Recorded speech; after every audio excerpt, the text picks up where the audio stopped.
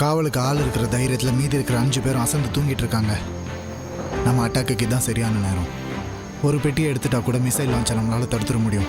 4 நிமிஷத்தில் எதிரில் வர 2 பேரை நான் கொண்டுடுவேன். சுசீலாவும் நீயும் பெட்டிக்கு கொஞ்சம் தூரத்தில் பதுங்கிருங்க.